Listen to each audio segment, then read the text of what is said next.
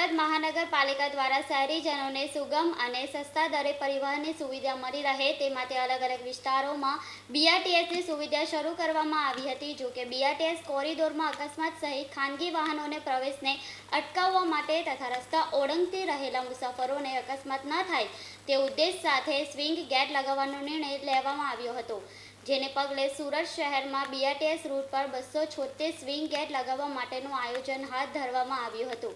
આ માટે મુંબઈ ખાતેની technocrat security system private limited નામક સંસ્થાને ઇજારદાર તરીકે નિમણૂક કરવામાં આવી હતી। આ સ્થિતિમાં મહાનગરપાલિકા દ્વારા સ્વિંગ ગેટના રિપેરિંગ બાબતે ઇજારદારને સ્પષ્ટ તાકીદ કરવામાં આવી હતી। તેમ છતાં ઇજારદાર સંસ્થા કામગીરી કરવામાં ધરાર નિષ્ફળ નીવડી હતી, જેને પગલે ના છૂટકે વહીવટી તંત્ર દ્વારા બીઆરટીએસ કોરિડોરમાં આવેલા સ્વિંગ ગેટનું મેન્ટેનન્સ અને ઓપરેશન કરનાર મુંબઈની સંસ્થાને બ્લેક લિસ્ટ કરવાની સાથે સાથે બેંક ગેરંટી જપ્ત કરવા માટેનો નિર્ણય લેવામાં આવ્યો છે, જે સંદર્ભે આગામી દિવસોમાં સ્થાયી સમિતિ દ્વારા અંતિમ નિર્ણય લેવામાં આવશે।